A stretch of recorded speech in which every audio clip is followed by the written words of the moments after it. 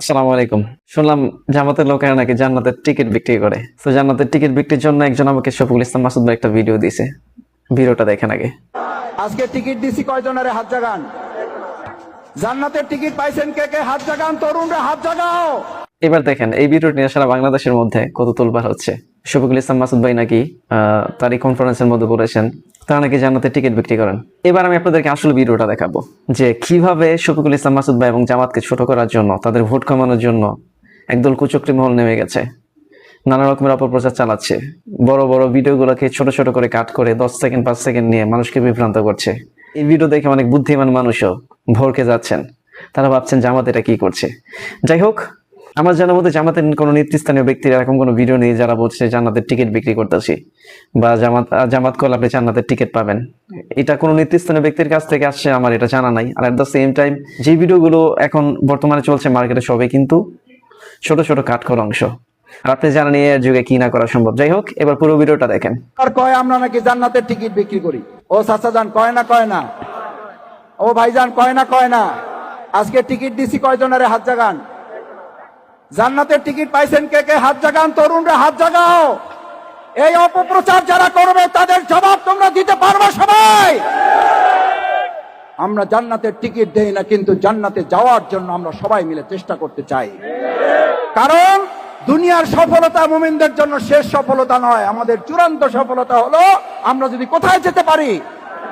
1.5 ঘন্টা 1 ঘন্টা কোন রাজনৈতিক সভায় আলোচনা হয়, দুনিয়ার গম নিয়ে আলোচনা হয়, টিন নিয়ে আলোচনা হয়, রাস্তা নিয়ে আলোচনা হয়, স্কুল নিয়ে আলোচনা হয়, কলেজ নিয়ে আলোচনা হয়, আপনার ভোট নিয়ে আলোচনা হয়, জান নিয়ে আলোচনা হয়, কৃষি নিয়ে আলোচনা হয়, সব নিয়ে আলোচনা হয়। যদি জান্নাত নিয়ে আলোচনা হয়, জাহান্নামের সতর্কতা আলোচনা না হয়, ওটা মুসলমানদের প্রোগ্রাম হতে পারে না।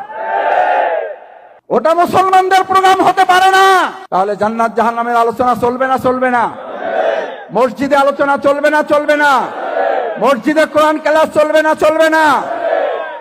মসজিদে এখন কোরআন ক্লাস চললে সেখানে হামলা করতেছে না করতেছে না? এই হামলা আওয়ামী লীগ করছে না করে নাই?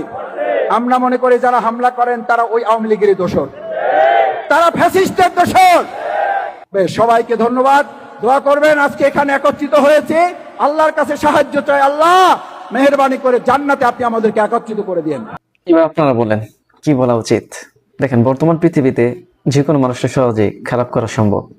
এই জাতীয় মানুষগুলো যারা কিনা ভিডিও ছোট ছোট অংশ কেটে একজন আরেকজনের কাছে একজনকে খারাপ বানাচ্ছেন, পুরো ভিডিওর প্রসঙ্গ না শুনে এট দ্য সেম টাইম কি আদৌ কি সে এমন কথা বলেছে কিনা সেটা যাচাই বাছাই না করে যারা এটার পিছনে ছুটছেন, আপনারা এবার চিন্তা করুন আপনারা কোন দুনিয়াতে আছেন। যাই হোক, আমার এই ভিডিও করার মূল কারণ ছিল আপনাদেরকে এটা দেখানো যে দেখুন আসলে ছিল কি আর বানানো হয়েছে কি। তো এরকম অনেক ভিডিও আছে, আমি শাহরিয়ার কবির ভাইয়ের কিছু ভিডিও দেখছি যেখানে জান্নাতের টিকিটের গল্প আছে, জান্নাতে যাওয়ার গল্প আছে। দেখুন, জামাত ইসলাম একটা দল, জামাত ইসলাম যারা করে তারা কেউ কিন্তু ফেরেশতা না, এরকম মানুষ। তবে কিন্তু এই ধরনের কাটিং করা ভিডিওগুলোকে আপনি কি বলবেন?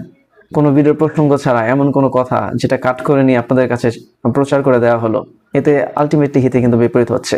আপনারা হয়তো সাময়িক সময়ের জন্য জামাতকে খাটো করতে পারছেন, বা এই দলগুলো যারা করছে, জামাত কেন, আপনি বিএনপির এরকম অনেক ভিডিও আছে যেগুলো কিনা কাট করে তাদের সম্পর্কে মিথ্যা অভিযোগ রটানো হয়েছে।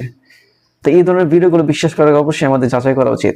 একটা কথা মনে রাখবেন, আপনার একটা ভুলের জন্য সেটার জবাব দিয়ে আল্লাহর কাছে আপনাকে দিতে হবে। যাই হোক, আল্লাহ আমাদেরকে এই ধরনের অপপ্রচার প্রপাগান্ডা থেকে রক্ষা করুক, এই বলে ভিডিও শেষ করছি। দেখা হবে নতুন কোন ভিডিওতে। আসসালামু আলাইকুম রহমতুল্লাহ।